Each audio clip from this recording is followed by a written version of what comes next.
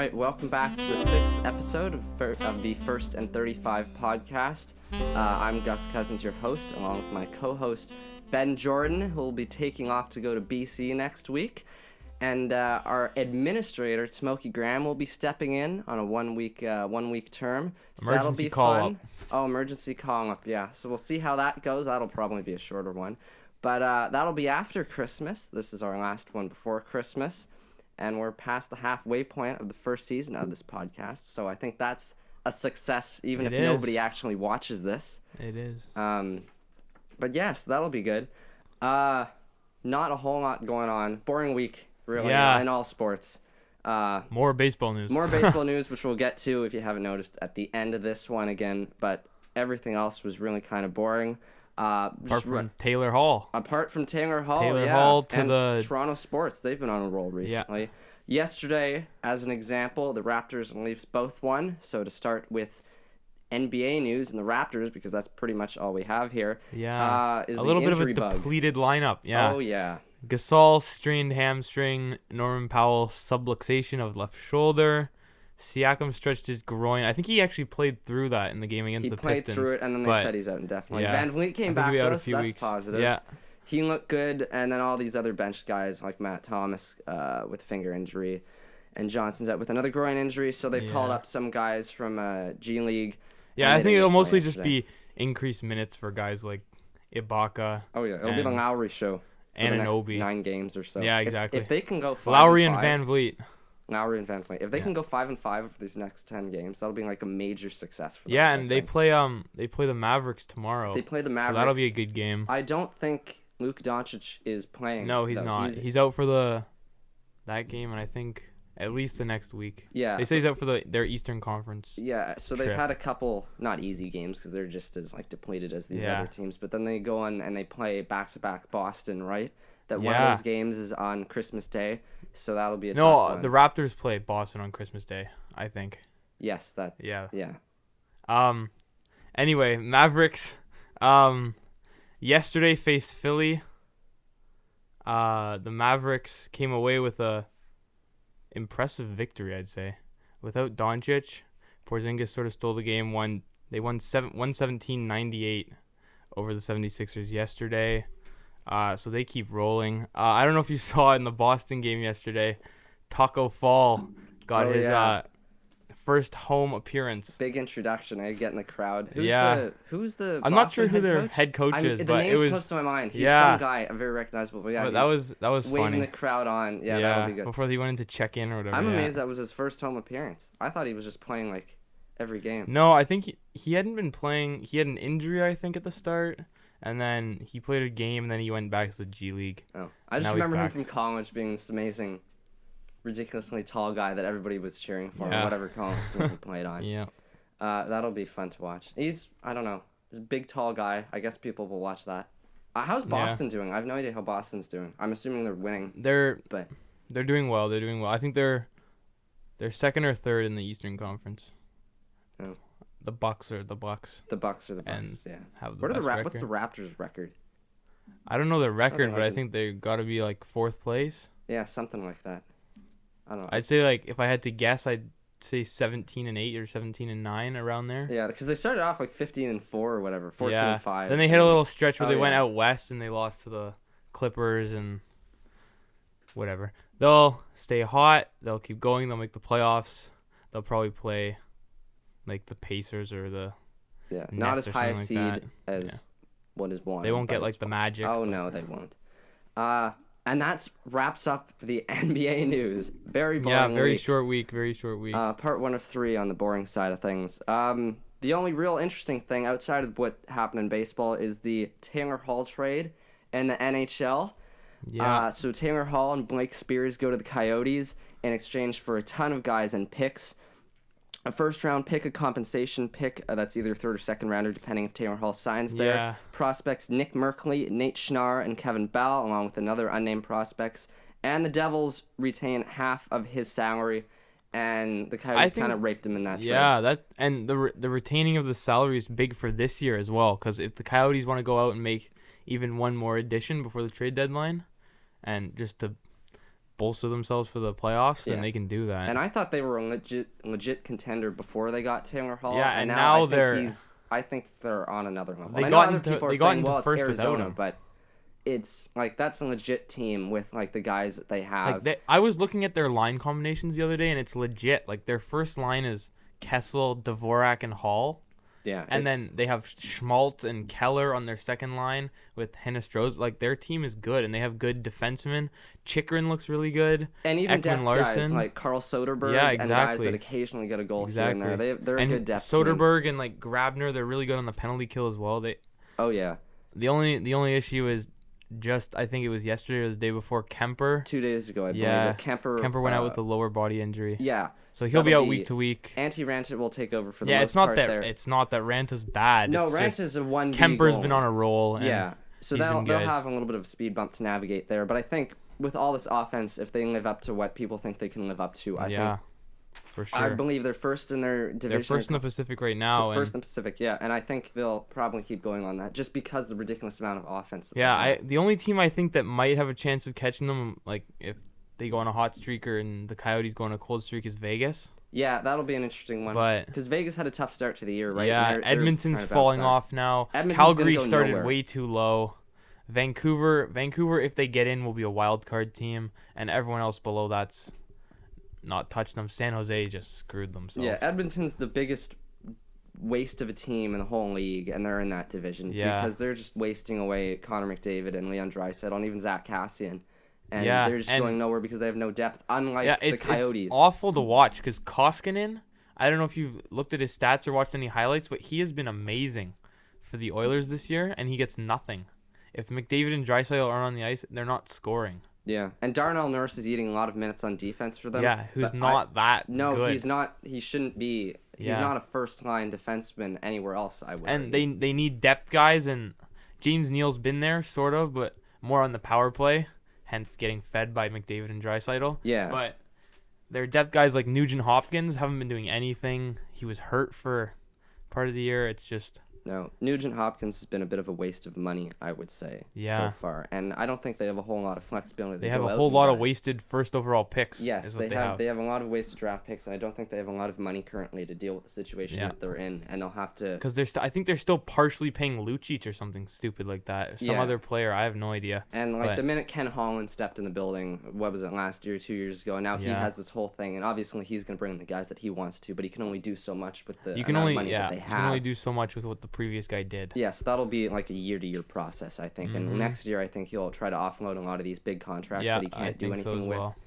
just for picks and more picks. And then, I mean, I hate to say it, but they're going to have to try another rebuild and just hope that Draisaitl and McDavid are on stay. board for it. Yes, yeah. And exactly, and build around them. Yeah, and a bonus if Zach Cassian continues to produce the way he's producing. Yeah, that line sort of reminds me of like the Marner, Tavares, Hyman line on steroids.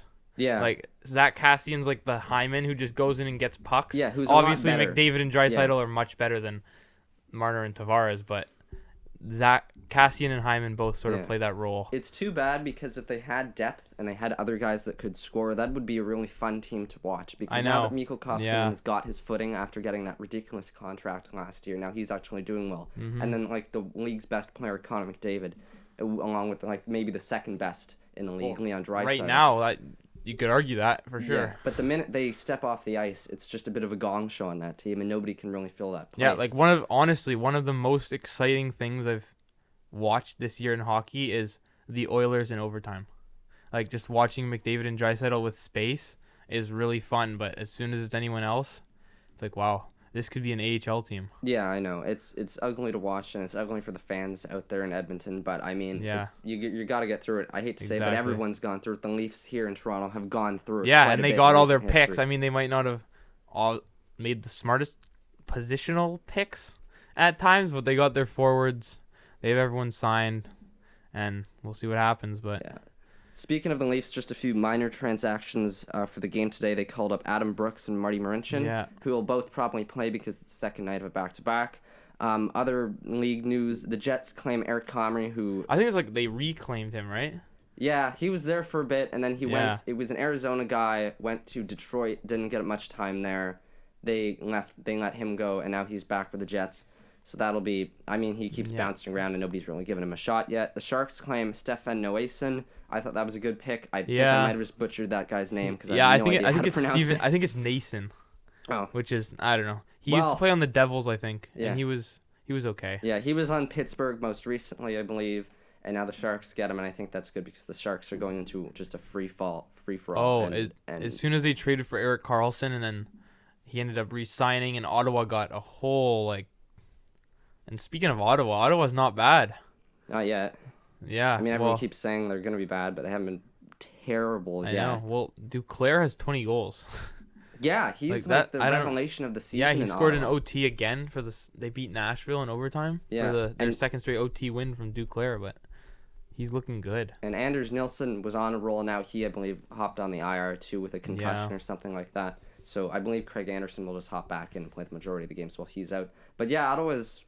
I mean, they're not good. They're not bad. They're just kind of there. And They're I don't just think. gritty. They're playing with no fear and They have nothing nothing to to lose. lose. Exactly. Yeah, so they'll get through that.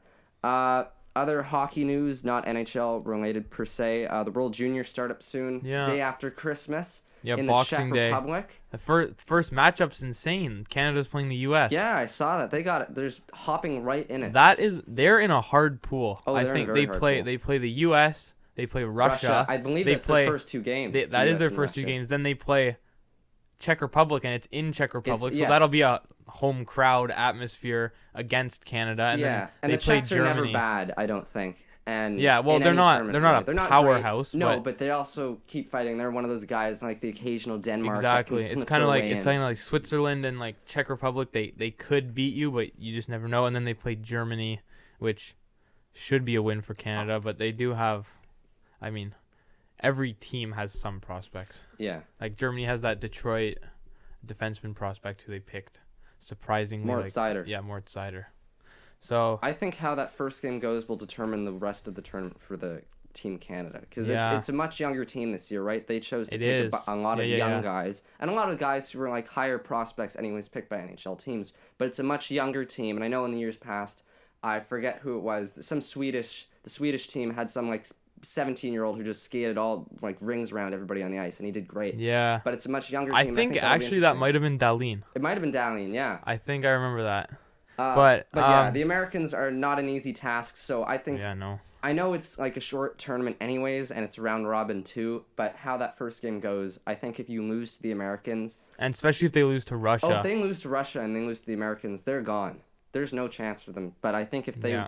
go 1-1, maybe. If they go 2-0, great. I think if they go 2-0, they'll easily become one of the favorites in the tournament, if not the favorite. Yeah, well, I think starting out right now, the three favorites are sort of just U.S., Russia, Sweden, and then there's like the next tier of Canada, Finland, Switzerland. Switzerland did well last year. Switzerland did They well did surprisingly well. behind that crazy head coach of theirs. Yes. Who I love. Yes. So yeah, Canada made their last cut. They have their 23-man roster finalized now. Their last cut was Benoit Olivier Gruel, who he was drafted by the Ducks, I think, in 2018 in the second round. So he wasn't a headline guy. It wasn't a surprise, but he's playing with Halifax right now in the QMJHL. But it's kind of just unfortunate, like when one guy gets cut and it makes like the huge headline and he'll be flying back by himself, you know? Yeah. It's kind of hard for a young guy, but Also what are they because gonna it's do? the only thing that happened, though, right? Like, it had to be someone, and there's not... exactly, out of- exactly. in the world of Team Canada juniors, there's not a whole lot going on aside from the fact that they have to make a cut. So when you're Yeah, just that exactly. guy, It just, but yeah, it's tough. But hey, it's whatever. They're young guys. they'll have a chance they'll next play- year. They'll play anyways. Yeah. Another NHL news. I don't know if you saw, but Nola Chari Yeah, I saw that. scored back-to-back hat tricks in back-to-back games. Murdered Ben Bishop. Yeah. Brutal game. I think I was watching the highlights. Were two of them on a penalty shot? One of of them them was on penalty a shot? short-handed penalty shot. Yeah, that's.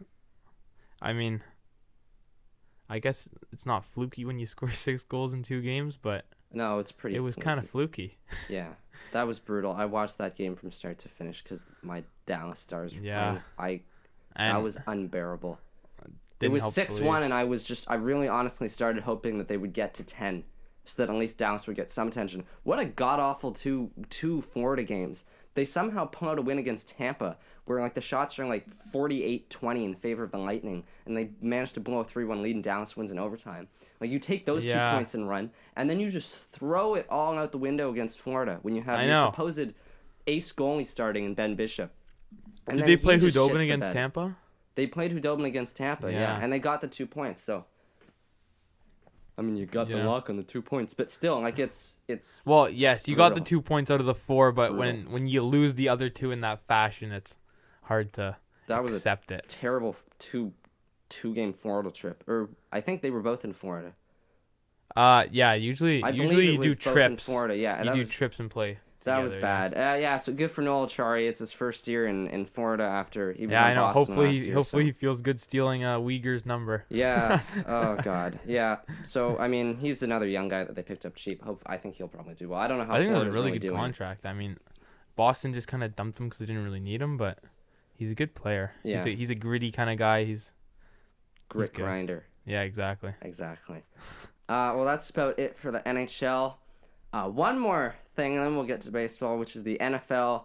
Last week, the big game of the week was that the Texans were playing the Titans, and the Texans ended up winning 24-21 on a controversial game-ending time call. I was watching that game, and I don't think Tennessee was going to go 99 yards and score anyways, which is what they needed to do. But when you spike the ball and there's 1 second left, I think you should, no matter what the situation is, give them the 1 second to pull something out of their ass, right? Like just Tannehill Hail did it Mary last or year something against like New that. England. Yeah. And he obviously wouldn't do it again, and they wouldn't lose anyways. But still, I thought that was a terrible, terrible refereeing decision. But the Texans win. They take over first place in the AFC South.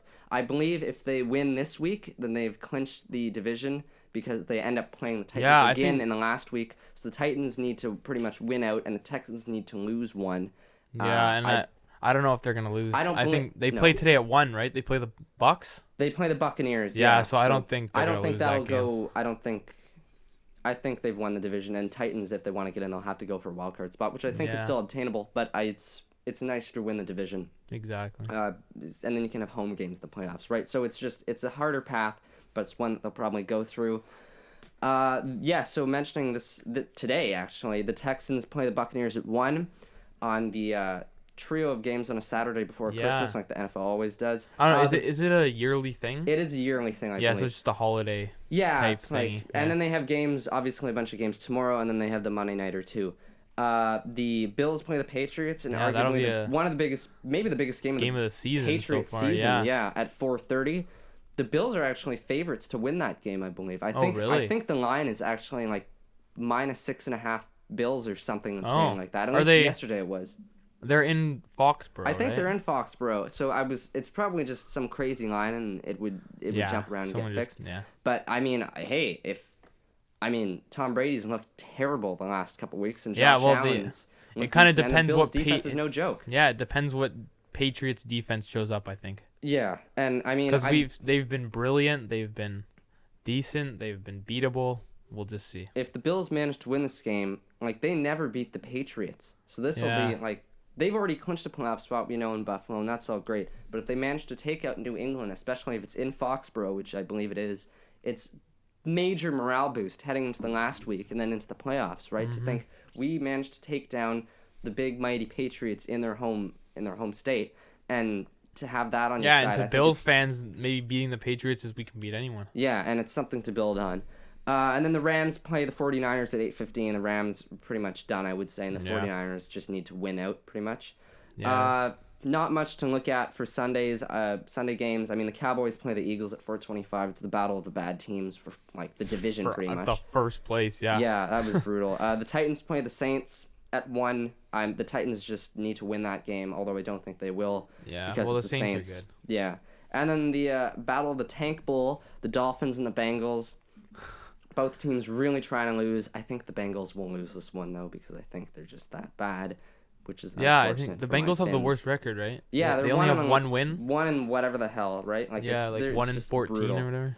Josh Gordon got suspended again for smoking weed. Yeah. Big surprise there. I don't think Seattle really needed him anyways, but man, that guy has to just control himself. Start playing baseball. He should start playing baseball, yeah. And then just 2 waiver claims. The Chiefs claimed Terrell Suggs, who was on waivers from Arizona. Yeah. There was mutual interest in him going back to Baltimore for their playoff run, but the Chiefs claimed him, and he came out and said, I'll play for the Chiefs, no problem. So they'll use him. And the Saints claimed Janoris Jenkins off waivers from New York, and they only waived him because he went on Twitter and called a fan a retard, and then they cut him.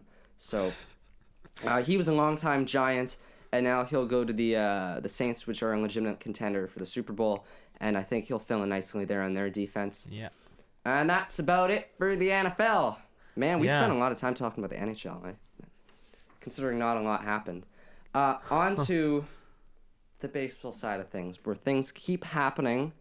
Some of them make no I feel like sense. as soon as we wrap up our podcast, the Sunday after is always just guaranteed. Yeah. Donaldson's gonna sign tomorrow, and then we'll have a whole. Well, you'll have 2 weeks to think about it, and then we'll be back on here in 1 week to talk about it. But something will go crazy like that. Yeah. So the Diamondbacks, the big signing of this week, they signed Madison Bumgarner to a 5-year, $85 million deal. No idea really why. I think Arizona wants to compete, but still, it's Arizona. Yeah, and speak of the devil, actually just coming in, Jonathan Scope signed a 1-year deal with the Tigers for $6.1 million. Very nice. Our first breaking news moment of this podcast. Live. Wow. If only it was Josh Donaldson, then I would really feel good about myself saying that. Yeah. So Corey Kluber, Bumgarner, sort of the bigger names. Yeah, Kluber got dealt to the Rangers last week from the Indians for Delano DeShields and Emmanuel Clase. Yeah, Clase is the big piece in that deal because he's a young reliever prospect. He throws ridiculously hard. He can throw like a 101 cutter, which is like his major piece, what he has to offer. But seems like that's a one-sided trade. If you thought the Hall to the Coyotes trade was bad, this was bad. Like, you're telling me no other team could give up versions of DeShields and Clase? No, if I'm Cleveland, like, I know they're doing this with Lindor right now. I don't know if that's because of what just happened with Kluber, but they basically said, if you want Lindor, send in your final offer by Sunday, and we'll sort of filter through and see if we want to do anything. It's like, you're telling me no other team could give you something better than that? I don't know. Like, as a Cleveland Indians fan, like, now they must be looking at hoping they don't butcher a Lindor trade. Like, if they thought we got nothing for Kluber, then hopefully they think they get something for Lindor. Also teams have been tied to Clevenger, I think. Clevenger's getting a lot of interest, I don't think he'll go anywhere. I don't think they should trade him. No, I don't think there's a chance he gets moved personally. Yeah, I think they keep Ramirez as well. I think the only way Lindor gets traded if LA gives in and gives up Gavin Lux, and I don't think that'll happen, so I think he'll just stay where he's at. The Brewers signed Avisail Garcia to a 2-year, $20 million deal. The Brewers are making quite a few moves to try and round out their roster. I like that signing. He hit very well in Tampa Bay. And Brewers, I think it's like a home run friendly park, relatively speaking, towards others. Yeah, well, so I think that'll be a good signing. Garcia's been a sort of underrated hitter, I think. Yeah. In the recent 3 to 4 years. Yeah, he's bounced around Detroit, Tampa, White Sox, I believe, as well. And now he's on to the Brewers. But yeah, he's a consistent power hitter who gets on base a lot, and $10 million a year isn't bad for that, I don't think. The Reds pretty much round out their rotation, signing Wade Miley to a 2-year, $15 million deal.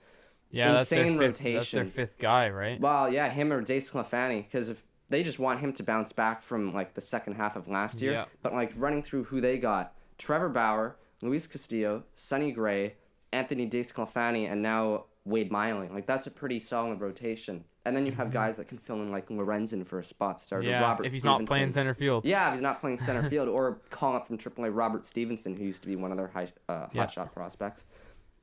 I think that's a really well-rounded team. If they can get one more major bat, I don't know who that would be. I could see Ozuna going to the Reds. If Ozuna goes to the Reds, yeah, I think they're already a contender for the wild card spot. If they get Ozuna or somebody like that, I think they can very easily contend for the division because I think, based on their roster, they're probably better than the Brewers, even with Yelich. I think just because they're pitching for sure on the pitching side, maybe even offensively, maybe. Offensively, maybe, because the Brewers got Yelich. If Suarez hits all those home runs again, if Suarez has another great season like he did last year, I all think it'll be a good team. has to do is not just do what he be did better last than last year. Yeah. He doesn't even have to go back to his. He was second in NL MVP voting 2 years ago only. Yeah, I think he will I bounce think back. he will as well. The Angels signed a pitcher, although it's probably not who they wanted to hear about, is Julio Teheran on a 1-year, $9 million Yeah, I deal. think that's a good deal. I think that's a decent deal. I mean, it's not Hyun-Jin Ryu, but it's also not Tanner Roark, so I think that's pretty good. And also Ryu's not gone. Ryu's either. not gone yet.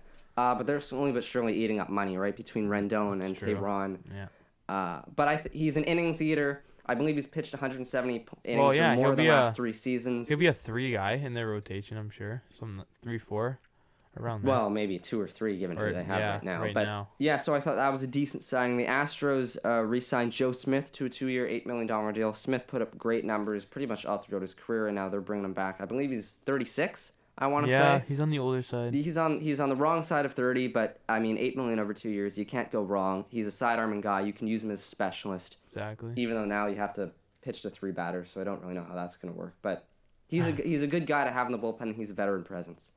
The Twins signed Sergio Romo, similar concept, $5 million for 1 year.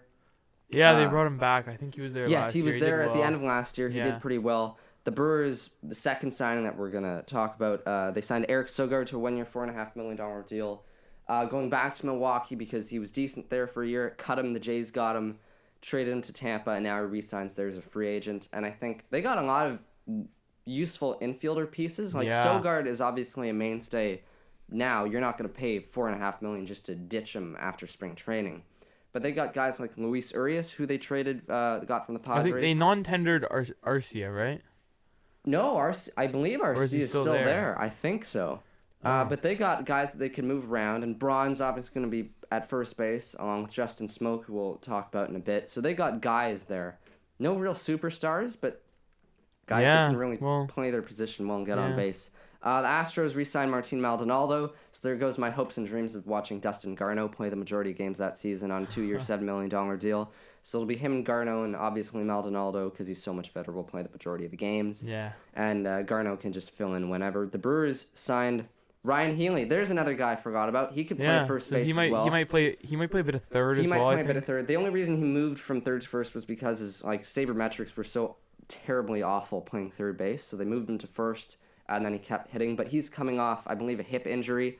So I think he'll be ready for spring training, but we don't really know. He's just another... They didn't announce the contract, but I would imagine it's nothing too expensive. Mm-hmm. The Royals signed Maikel Franco to a 1 year, $3 million deal, just a cheap deal, hoping for a bounce back. A Jorge Soler type deal, and if he does well, they'll probably lock him up. Yeah. That's an interesting one because they had Hunter Dozier playing third base, and Dozier he played well. He had a really good run, then he sort of just tailed off, but he's like still the rest young. of the team. He's still young, so I think the reports are they'll move Dozier to one of the outfield corner spots and just get him to try it there. But that'll be interesting to see. Obviously, this won't really help the Royals in the long run because they're not going to be good anytime soon anyways. The Blue Jays signed a pitcher. Look at them. They signed out of Japan Shun Yamaguchi on a 2 year, $6 million deal, so $3 million a year. He'll probably be at the back end of the rotation or a long man in the bullpen.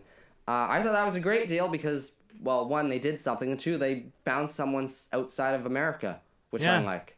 Which means they're looking around. Yeah, they're looking at places, and this guy apparently has like a really good splitter. That's why they might, lean towards using him in the bullpen because then you can use lefty-righty sort of thing, and he's done well. Yeah, and he also had really good numbers last year in Japan. Great numbers. He led the league in strikeouts, I believe. And I just think you can't go wrong. And he was like 16-4, 15-4. Yeah, you can't go wrong on a deal like that. And I mean, I wish they would do this more often, or teams in general would do this more often. But I like the deal, and I don't think there's any downside to it. If he does great, he's 32. That's the only downside, really. But if he does great, trade him for prospects or keep him, right? Because it's a 2-year deal. I love it. I think that's the first good thing they've really done this offseason. Yeah. The Cardinals also signed a pitcher out of Korea, Kwang Hyun Kim. Again, I'm 2 for 2. 2 years, $8 million. They're kind of hoping that he turns into a Miles Michaelis type scene, bringing him in from Asia. I think that's another not a bad deal. He's a lefty. He'll eat innings. The Twins signed Tyler Clippard yesterday on a 1 year, $2.75 million deal. They're just loading up the bullpen with veteran guys, and Clippard's done well throughout his career. The Brewers signed Justin Smoke. My boy's going to Wisconsin. That's he had a nice message. Yeah, for the Blue Jays fans. I don't know if you saw that. Through his wife on Twitter, I saw that. Yeah, so a Yeah. 1 year, $4 million deal plus a club option for $5.5 million for 2021. I think he'll bounce back. I mean, he's just one of the few legitimate power hitters, and that's it in the league. Yeah, who anymore. actually plays good defense. Good defense, hits home runs, not a whole lot of anything else. But I mean, Milwaukee has their fair share of first basemen now. So I think they'll be pretty good there because Braun will be playing there sometimes too. The Pirates signed Luke Manley to a major league deal. Another one of my guys gone. $900,000. I thought it was interesting because it was a major league deal, not a minor league deal. But right now he's their starting catcher.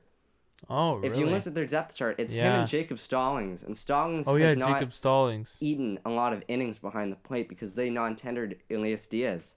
So and then they traded Cervelli last year, didn't they? Yeah, right. He went to Atlanta, now he's contemplating what he's going to do. So, starting catcher Luke Manley on opening day? Something like that. The Cubs signed Ryan Tepera, a lot of these ex-Jays guys going off the board. That's a split deal, one of the few split deals in MLB, so if he is in the majors, he'll make $900K, the same as Luke Manley.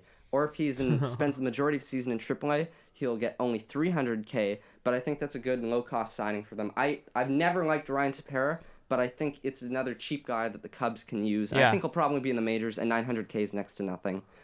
The Rangers signed a bunch of guys. Again, I'll just fly through these as quick as I can. Matt Bush, who loves hitting people, he's back on a 2-year minor league deal. That's one of the few 2-year minor league deals around. They also signed Blake Swihart, Brian Flynn, your boy Tim Dingard, and Edison Volquez, Ian Jibu, and Tim Fedorovich to minor league deals. So they're just loading up on guys that can fill out the AAA roster and then have a chance to make the team out of spring training. You just got a big look on your face. Another Twins to Detroit. CJ Crone, exact same deal as Scope, 1 year, $6.1 million. I like that. Crone hits a lot of home runs, and Minnesota didn't need him. So I like that. We're twice now, eh? Look at us. 2 for 2 from Twins to Tigers. Yeah, the way this podcast is going, I think we'll probably get one more. Although maybe I've just jinxed it now. But whatever. Getting back to things, the Yankees signed Eric Kratz, Adam Warren to minor league deals. Eric Kratz somehow still is finding work. Because I like the guy, but he's old and he's never hit. And I mean, Jeff Mathis he was the failed Phillies guy, right? I think he was Phillies. Yeah. Yeah, and he was on the Jays a couple years ago just for spot starts here and there. I remember that. But I think it's not a bad thing. All these teams, not the Blue Jays though, loading up on just minor league guys to fill out their roster. The Phillies signed ex-Mets shortstop T.J. Rivera and Mikey Matuk to minor league deals. T.J. Rivera was kind of a fan favorite for no apparent reason in New York. Yeah. But he's bounced around, and he'll probably get a shot with the Phillies here and there as a call-up. The Tigers signed Xiao Ching Chang, 3 for 3, and Zach Godley to minor league deals. Godley most recently pitched for the Blue Jays last year, and he actually did well, and people were kind of shocked to see him leave. But with the Tigers, I think there's a very good chance he'll be up in the majors next year as one of the 5. Yeah, in the rotation maybe even. Yeah, I would say so. The Marlins signed a bunch of players too. Matt Kemp most notably because he used to be really, really good, Superstar. And now he sucks. Matt Kemp, Ryan LaVarnway, Josh Smith, ex-Blue Jays minor leaguer Christian Lopes, to minor league deals. I think anybody on the Marlins, if you sign a deal with the Marlins, you have a chance to make that team. So I would give all 4 of those a pretty good shot, especially Matt Kemp now that he reunites with Don Mattingly down there. The Cubs signed Hernan Perez and Ian Miller. Miller for the Twins last year was up and down, and Perez was in Milwaukee. That was a good signing, I think, by him on a minor league deal, or by the Cubs, I should say, because he'll obviously be up. He's a super utility guy. He'll play wherever. I like that. The Twins signed Danny Colomb, who was most recently on the A's, and Cody Ashe to minor league deals. Doesn't matter who the Angels signed. They're both bad. The Diamondbacks signed Kyle Crockett, who used to be in the majors with the Cleveland Indians, hasn't been up recently. The Rockies signed Mike Gerber, who used to be a top prospect for San Francisco, never panned out. The Reds signed David Carpenter to a minor league deal. He used to be... That's the same David Carpenter. Was he the Cardinals? He was the Braves fireballer in the days of, when they had Chris Medlin there, and they had... Yes. I'm forgetting who was there. Kimbrel was there. It was their good They had run. Medlin and they had Mike Miner, I think. Yes, they had a lot of guys, and Carpenter bounced around, but now he's They back. had a with lot the of guys Cubs, who or went through with the Tommy Reds. John. Yeah, he had Tommy John, I believe, a couple times, but now he's back. I think he's a good shot of making the major league team for the National or for the Reds. Mm-hmm. God damn it. The Nationals signed Fernando Abad. Doesn't really matter. The Royals signed nobody really important aside from Braden Shipley, who was an ex-top prospect on Arizona, who I love, and I thought the Jays should go after. And he'll get a really good shot with the Royals, I think. He'll be in the rotation. That would be my bet. The Padres signed Kyle Barraclough, who did decently on whatever. Marlins? He was on the Marlins, then he went to the Nationals. Nationals, and he did decently on the Marlins, not so good on the Nationals, but now he's going to San Diego. Chi-Wei Hu, 4 for 4.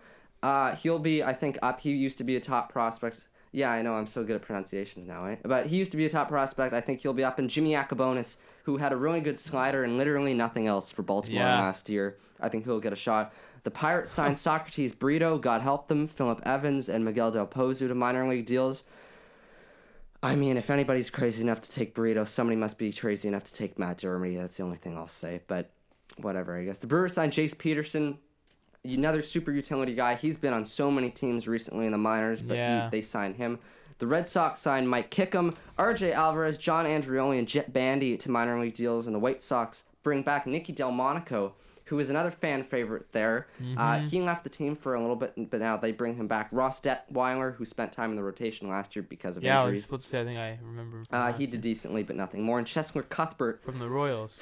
Whose name I love. The Indians DFA'd Mike Freeman. The Yankees DFA'd Chance Adams, which is interesting because he's still young, and he was one of their top prospects, and he had Tommy John surgery and other arm issues, and he never really worked out with them. They brought him up, didn't do great, but now they DFA him, and I guarantee you somebody will pick him up and give him a shot in the majors. And it'll probably be some bad team, but that's what he needs. Even the Jays, obviously because we're in Toronto, but he used to throw super hard, and he doesn't anymore. But the potential is still there, I think, because he was one of the top, I want to say top 4 rounds in his year, and I don't think teams will give up on guys like that too easily. The Mets DFA'd Steven Nogesic, and then they optioned him to AAA because nobody wanted that guy because he's really bad. The Cardinals DFA'd Adolis Garcia, and the Marlins DFA'd Kyle Keller, who I've never heard of, but that's something.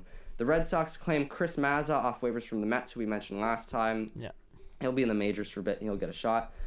Interesting one out of Boston. So in 2019, in the draft, they picked in the 4th round a guy named Noah Song, who's a pitcher.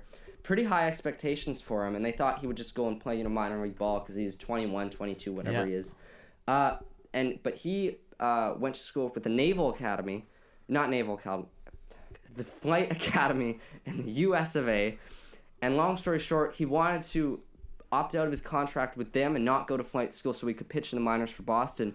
Yeah, I know they're making a report. Yeah, and now he's going there to report for 2 years, so he won't be able to play minor league ball for 2 years. Yeah, I expect he'll be 24 when he gets out, and I think somebody will give him a shot anyways, just because he was a 4th round pick. He was that good. Yeah. But man, is the U.S. fucked up. Yeah, that is. I mean, I don't know why. I guess because he signed a contract and was like, okay, I'll go to flight school. But come on, he's like they can't find someone else. Yeah. They're not even fighting anyone right now. Know. What the hell do they need pilots for? I know. And he said he would rather play baseball. I was saying let him play baseball. But that's probably why I'm not running anything in the US of A.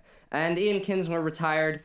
He'll join the Padres front office. He was owed $4.25 million. Yeah, that's a pretty good amount of money for sitting and watching Padres games. They'll work out a contract arrangement. He won't get all that money, but he will work for the Padres. So that's about it based off of the news last week. But hey, we're coming to the end of 2019, so I thought, let's look back at some of the best and worst trades of the last decade. And here I have pulling out my sheet. So in recent history, I mean, we all know there are good and bad major trades, usually with prospects. Yeah. In the MLB. Who end up turning out. Yeah, and some work and some don't. Most of them are just trade deadline pickups. So I just thought, run through a few that I really liked.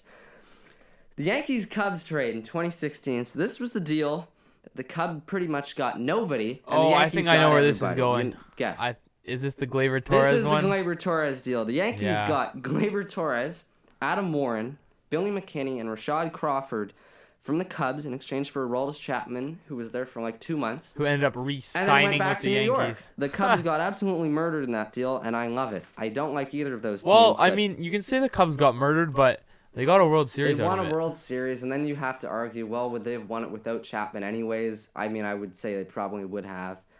But I guess it's whatever. But hey, these are bad trades, and I love them. Yeah. So moving on, so the Jays, 2015 recent history too. The David Price deal. They got David. I don't know if you would really say this is a bad trade for either side, but maybe for the Tigers. The Jays got David Price for their playoff run that year, and the Tigers got Yairo Laborde, who was a lefty minor leaguer, hasn't worked out, is not gonna work out, and Daniel Norris and Matt Boyd. So 3 lefties. That was the main point in that deal, that the Jays were giving up so much lefty pitching. It was insane. And guess what? They still don't have any lefty pitching. But that's besides the point. Matt Boyd worked out. He was Matt Boyd had a good year last year. really good year last year. Now he's generating trade interest. Daniel Norris is at best, I would say. Oh, he lived in a van. Does he still live in a van? I think he still lives in a van. It's pretty cool. Yeah, well, I mean, that part of his life is pretty cool. Giving up a bunch of home runs. His ERA to the isn't Tigers. pretty cool. Not pretty cool. But yeah, so I thought that was a fun, because I'd throw in a Jays one. And then maybe my favorite of the bunch is in 2010, the Mariners and Rangers did a deal. The Rangers got, at the time, superstar pitcher Cliff Lee and very good reliever Mark Lowe, because they were going on their playoff runs one of those years. And the Mariners got a slew of prospects, none of which that really worked out. Matthew Lawson didn't really work out. Blake Never heard of Bevan, him. who's bounced around. I think he's still on a minor league deal somewhere. Josh Lukey didn't do much. And Justin Smoke, who didn't work out in Seattle. So they got absolutely murdered in that trade. That's bad. That is bad. And then Justin Smoke went on to Toronto to hit a bunch of Had a home good runs. 5 years or 4 years or however many years it was. Went to an All-Star game. Oh yeah, what was hit that? home runs. It was 2015, right? Or 16. Yeah. It was 16. He went to the All-Star game. Yeah. Some of Yes. my favorite worst trades. The Cubs. I'm not gonna go through all of them because I have a bunch of other ones. But the Cubs, the Jose Quintana one with the White Sox Yes. for Jimenez, and then a bunch of everybody else. That was bad. The Trey Turner one, going to the Nationals for the That was Padres. from the Padres, right? Yeah, that was bad. The Chris Sale one. Chris Sale. Oh, that going was to the Red Moncada, Sox. right? That was Moncada and Kopech and Luis Alexander Basabe. Yeah, well, Moncada finally turned out. Moncada did something. I know. It's I know. amazing. But man, because I was Googling these, right, to try and find these. I had no idea that the Phillies once had Carlos Carrasco. Didn't know that either. I didn't know that. In that trade, the Indians got Carrasco, Jason Knapp, Lou Marson, and Jason Donald, and the Phillies got Cliff Lee again and Ben Francisco. I had no idea Carrasco wasn't an Indians prospect. Yeah, Entirely. I didn't know that either. More useless information to store in that brain of mine. But yeah, a lot of it's fun to read through, right? Because a lot of these are like trade deadline deals, as I've said, and it's hilarious to see, even for the Blue Jays, ones that don't work out. Like that Roy Halladay trade for Kyle Drabek and whoever else, like that didn't work out. But it's fun to read about these, I think. It's so interesting to see what teams were thinking. Well, that's the thing about baseball that's kind of like fun, is that you never really know what prospects are gonna do. There's a luck factor to it. It's so intriguing. And there's a scouting factor to it, and it's sort of a so combination of interesting. both. Yeah. Yeah. And sticking with the theme of trades, I know me and you both came up with Yeah, I think just to do various- something fun at the various- end. Oh yeah. Yeah. Last podcast before Christmas, why not have a little fun? So we'll bounce back and forth. I would say, I don't know if you. Yeah, have more. all mine are Nolan Arenado related, just because I saw all the reports about that, so I was sort of intrigued about that. So I have 3, and just so all the people that aren't listening know, 3 that I just came up with involving the Blue Jays, and obviously these are guys that I don't think will happen anyways, but they're plausible at least. So I'll go first, and we'll bounce back and forth between each other. So the first one I came up with, you gave me the idea for this one when you mentioned Will Myers weeks ago, wherever we were. Yeah. So the one I have is the Blue Jays would get Will Myers. They would pay a ton of the contract, like 85, 90% of that deal over the next 4 years, because he's getting paid $20-some-odd million. Too many money. millions. But the Blue Jays have money to eat, so they would get, Will Myers, their number 7 overall prospect from the Padres, Ryan Weathers, who's a lefty minor leaguer who I really, really like. They would also get David Bednar, who was up for the team last year. He's just another relief pitcher. He's ranked as their 30th overall prospect, but he'll unextend that status once he pitches in the major leagues next year, wherever he is. And Ty France, who was a guy who hit the minors, first, third guy, not super utility, but he can bounce around, and he could fill the void of first base, split time with Rowdy Tellez, and after next year, whoever you like more, you go with. And then the Padres would get Yency Diaz, who was up for the Blue Jays very briefly. He was one of the, top 30 prospects. Jesus Christ. And Ken Giles, who would go. And the reason I don't think that would happen is because they got Kirby Yates. But imagine a Ken Giles, Kirby Yates 8-9 inning. Well, yeah, I was just about to say I agree with that, except for the whole like Ken Giles issue pitching in non-closing situations. Yes. So that's another I don't aspect. know if is moving Yates to the setup position just a complete insult after what he did last year. He was the best pitcher in baseball last year. Reliever in baseball, excuse me. But so I don't really know how that would work, but I think it would be interesting for both sides. Yeah, and I think if the Jays got sort of a veteran-y guy who will drive in 70 runs in Will Myers, that's something they need. You can bounce. You can use Ty France at third when you want to give Vladdy a break, which won't be often, and then you can use him at first as well with Myers and with Tellez, and just see who you like the most. And obviously, once those 4 years are up, you wouldn't keep Myers anyways. And the Padres are trying to compete, and while they probably are more focused on starting pitching than relief pitching, I think that would be an interesting one to see happen. Well, I mean, I'm sure if you're the Padres, you're sitting there thinking, like, adding Ken Giles can't be a downgrade of any sort. It's just no, I don't think they would give up Ryan Weathers, though. Yeah, I think they like Ryan Weathers enough. But, hey, that's first of three on my friends. Yeah, exactly. So. Well, first on my list is one I also don't think would happen, just solely because of the return that the Rockies would be getting. But this is Arenado going to Texas for Arenado in cash. Considerations going to Texas for Shin-Soo Choo, the MLB's 73rd prospect catcher Sam Huff, and right-handed pitcher Cole Winn, who's the Rangers' 4th overall prospect, I think, right now. I like Winn. And I found that interesting just because... I don't think that's enough. Yeah, exactly. That's what I was thinking. I don't really think it's enough, but the Rockies need a catcher, and... Yeah, they got guys in their minor league system too, and Walters isn't bad, I don't think. Yeah. I mean, he had that one home run against the Cubs in the wild card game or whatever it was, but then he kept hitting last year, I think, a bit. So I mean, obviously that's just me, and obviously that goes into it. Yeah. But I think I mean, part of my inspiration was seeing what they got for Corey Kluber. It's like I don't know. Yeah, but then they would also have to pay money for Shin-Soo Choo. Yeah, they would have to eat a deal because the Rangers, if they're taking on Arenado, wouldn't want to pay both those along with whoever else they have. Like Andrews, who still has a major contract at shortstop. So I think that's interesting. I don't think the Rockies would go for it. I think Texas maybe could because they, just like the Jays, have a really high flexibility. Yeah. I hate to use that word, but flexibility when it comes to making these money moves. But yeah, I think that's interesting. Second one for me is between the Jays and the Angels, and this is all three of these are Ken Giles related. I should point that out. But so the Angels would get Ken Giles, and he would be their bona fide ninth inning guy because they don't really have anyone. Yeah. And Hansel Robles does not fucking count because he gives up too many home runs. The Blue Jays would get Ty Buttrey, who's a reliever. He's very young with the Angels. Yeah. He was up and down, but he's still one of their top 30 prospects, I believe. And another guy who was up in the majors, Patrick Sandoval, who was a lefty. And he's a starting pitching prospect. He's still very, very young. He's 21 or 22, I believe.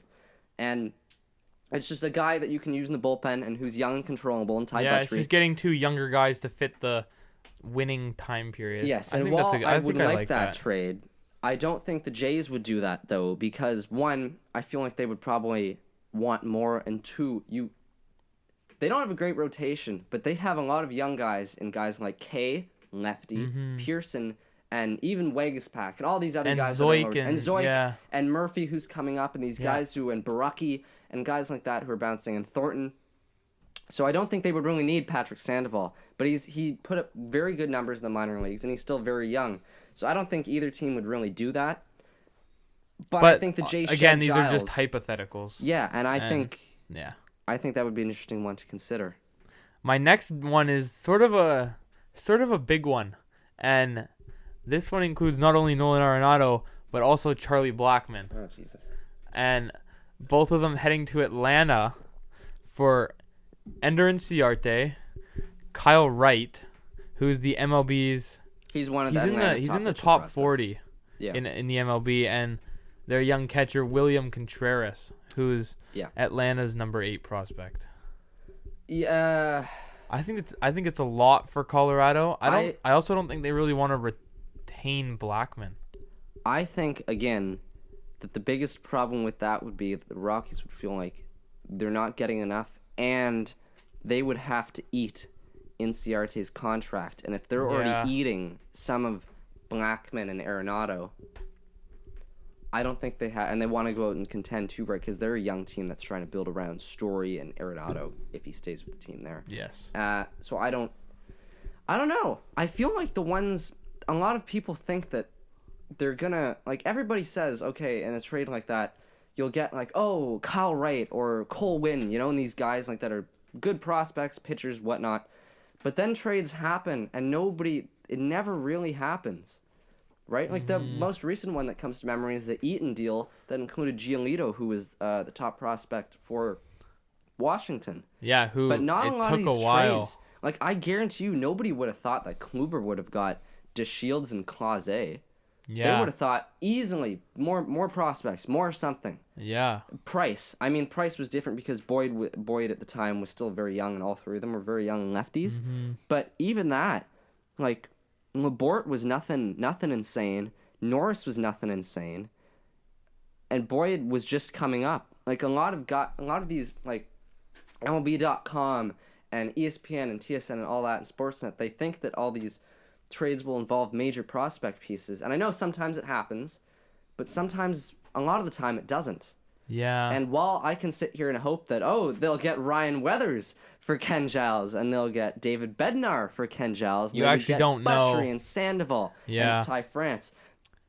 Not realistic, I don't think, because it all depends on eating money. That's commonality throughout this so far, and things like that, and who organizations like. And while I can sit here and say I like Ryan Weathers, there's a fairly good shot that Ross Atkins and his group of idiots over there don't really like Ryan Weathers. Or really know who he is. Or really know. I mean, I'd say they'll probably know who he is because he's the number 7 overall prospect for the Padres. But, stuff like that. It's really underwhelming is my point.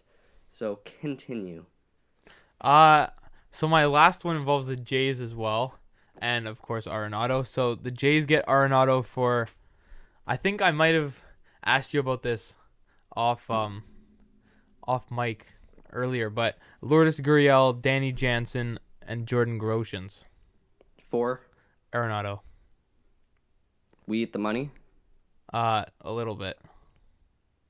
I think the Rockies would... I think they would do that one. I don't really know why you need Groshans, because he's a shortstop and Story isn't going anywhere. But I guess he's another really good young prospect. And Jansen, you said Jansen, right? Jansen will come in and him and Walters and Jansen will get most of the time, and Gurriel. And it's Colorado, right? And balls fly out of that park. So I think that would be... That wouldn't happen. I don't think it would happen. But I think that would benefit both sides. I mean, the Jays, what are you going to do? You would move Vladdy to first, I guess. Everybody says, Vladdy's going to first. God, I hate that. Well, I hate that so much. It's probably going to happen. I know it's going to happen. I mean, he can't move. I hate that so much. Like, how old is Vladdy? 20... I don't even know. 20-something. I should know this. Very young. I don't know, but he's only getting less limber. I suppose, but like if he's 26 and he still can't field a ground ball, okay, fine. But I think you gotta give him a shot. No, well, you have to give him a shot, because a guy with that arm strength... It's such a waste if you move him to first, I think. Yeah. Because then you're stuck with, like... It's a waste if he's doing Who's okay. Playing third? Let's say... Forget the whole Arenado thing just for 1 second. Let's say they do move Vladdy to first. And him and Telez one will be at first, one will be DHing. It'll probably be Telez at first and Vladdy DHing. Who plays third? Well, in how many years? Next year? Next or in year, 5 the year years? after. Well, next year it could be Drury. It could be. I don't even know if Drury's still on the team. I think they tendered him. Oh, they did. Okay, well, okay. Did. You think? Okay, so let's say Drury next year, right? Or this coming year, I should say. Drury plays third. Vladdy goes wherever. Drury's not going to be your longtime third baseman. I don't know how many third base prospects the Jays have. Yeah, I that don't can think that do many. it. They got a fuck ton of middle infielders. Yeah. and some pitching ones. I don't know. I can't think of one off the top of my head, and I waste so much of my life looking at that list. I can't think of one, honestly. Behind Drury, Yeah, I don't know. you'd be left with Andy Burns, Patrick Kivlahan. I mean, I like them both. They're not the future. So then I guess then you would have to explore trade options, right? You would have to look at explore trades trade like that. options, but I'm not a fan of Vladdy going to first at all. Just make that clear. I think it's a waste moving him to first unless he can't field a ground ball. In which case, instead of it being a waste, it's now a liability to the team. I also don't think Drury's going to be, if that did happen, I don't think Drury would be much better, you know? Because Vladdy hits a lot and Drury barely hits at all, relatively speaking. I don't think that would be a good... I mean, I'm going to hate it if they when they do it. I say when because we all know that it's coming. I would hate it, though. Actually, I don't know about I don't really know. I think they'll move into first. I think an awful defensive season is going to have to happen before they move him to first. Yes. It's not going to be like 2 games where he makes 2 errors and they move him to first. It's going to take a lot of mistakes. Okay, yes. If this year they play him at third all season and by the end of it he makes like 45 errors, I know that's unrealistic. But if he does something stupid like that, then yeah, okay, I'll say explore other options. But I don't want him at first base. I don't. With that arm, it's such a waste. It is a waste. And I know completely originally, agree. like when they were thinking about signing him all those years ago, it's like, oh, maybe I'll play outfield like my dad did. Yeah, that's not happening. I hate to break it to you, that ain't happening. Yeah, that is not happening. So then where else do you put him? I don't know. I don't get paid to figure this out. Well, I mean, if you can't play third, you can't play short. No short, no outfield, no catcher. No, I'm not going to even suggest second because that's just so retarded. And they have Biggio. And they have Biggio and Bichette up the middle. But I think... I don't know. I have no defense for that. But I don't think he's going first. He's either playing first or he's DHing if he's not playing third. I would really rather him DH than play first. Because then... Might happen.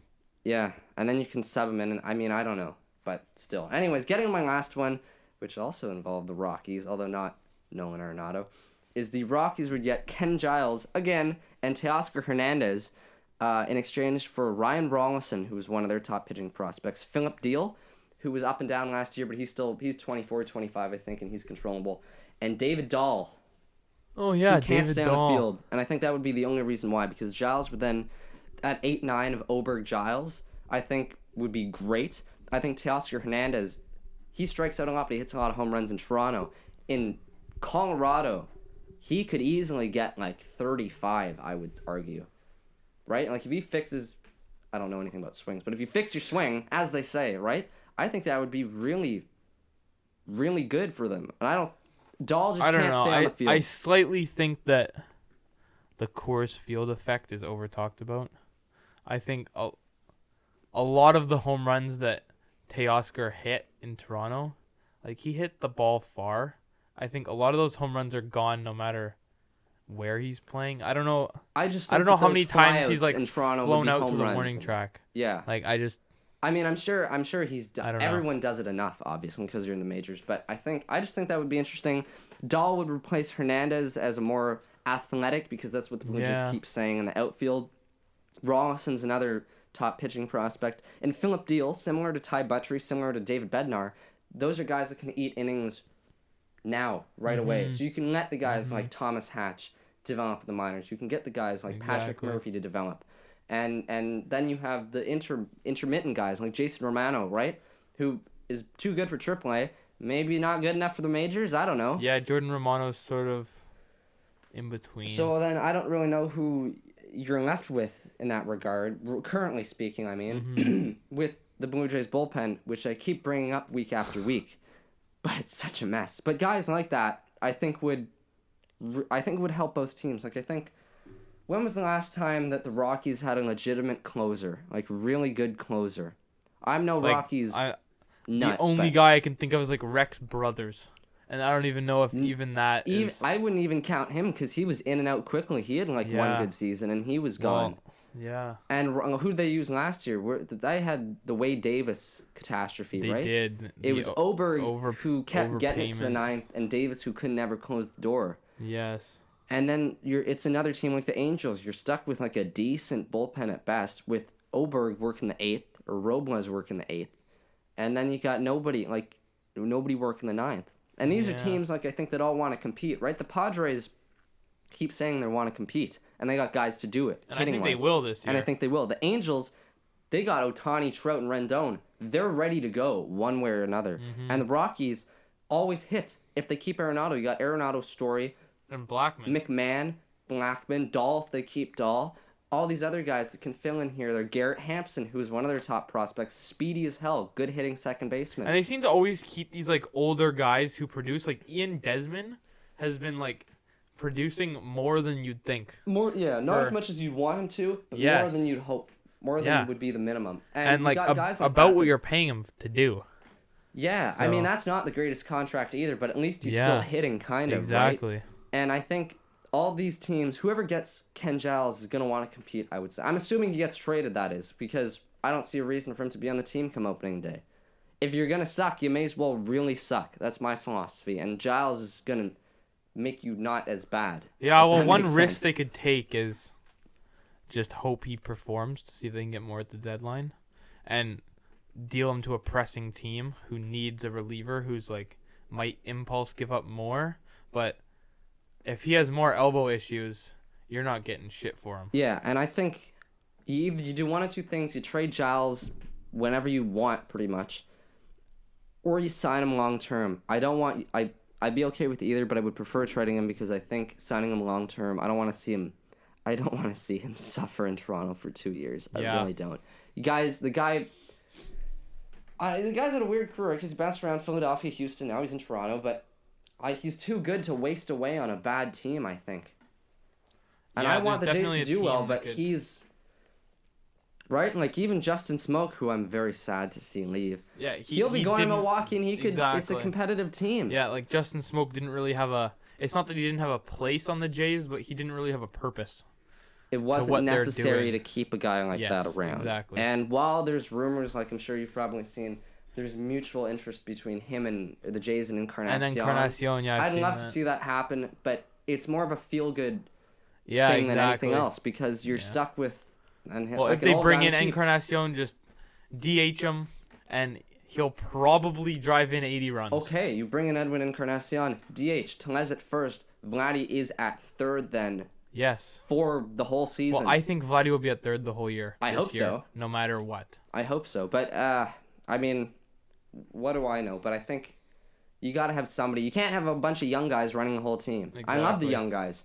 But at least for the pitching, you got Shoemaker and It's like the Astros. When they had all the young guys, they brought in Beltran and McCann just to sort of place them in the lineup and just keep everyone's ego. Yeah, and then they do half decent, and you're like, great. They win the World Series, yeah. Yeah, and then you have I don't know how old Edwin is, like 35, 36. Obviously, you're not signing him for more than like a 2-year deal. I would say no more than a 1-year deal anyways. But it would be a nice feel-good story for the Jays, and then you have maybe some fans will go to actually watch this team. Yeah, and Encarnacion's not an... Like, if the Jays are just going to keep that money anyway and not spend it, I wouldn't mind them signing Encarnacion. Yeah, if you're not going to be overly competitive this year, you can sign guys that they like, and I know that's not the goal, and that's not what you should do most years, if any year. But Encarnacion's going to be a better bat than... He's good protection for Vladdy, too, right? And he'll hit 25 or 30. It's not the worst contract. Exactly. But as I keep saying, whole offseason ahead of us, we'll see where this goes. Yeah. So that about wraps it up for week 6 of this nonsense. And for 2019. No. You idiot. Sorry. Yeah. This is just the last one before Christmas. Just for you. You get to mosey off to BC, and then my last one. Smokey will come in for a week, and we'll see how that goes. That'll be a much shorter episode, I would imagine, and even more baseball related. But yeah, so you'll be off in BC, and we're spending the winter here. If you guys end up doing it Saturday, I will be at the Canucks game. I mean, maybe we'll get you on a call, right? Maybe me and Smokey will come up with some great idea get you on a call. Yeah, I'll tailgate in the Rogers Arena parking lot. Well, okay, yeah. I mean, or another day, right? Like, I don't know. But, hey, yeah, maybe that'll be something to work out. So, yeah, you enjoy your time in BC where it's, like, not snowy and 10 degrees warmer. Yeah, and, like, everyone rainy is going... and humid and warmer. I know, like, 10 people who are going to BC. It's ridiculous. everyone has relatives out there. But Popular spot. it is a good spot. So you have fun out there, and we'll enjoy the snow here, I guess. Yeah. So I think that about wraps this one up. And next week will be an interesting one. Talk to you then. Smell. You cannot buy it, cannot find it in your shopping mall. Yes, all I want for Christmas is not a thing that you can hold. It's just another chapter of the greatest story ever told.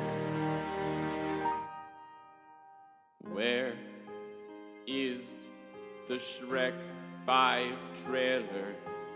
Put it in my mouth.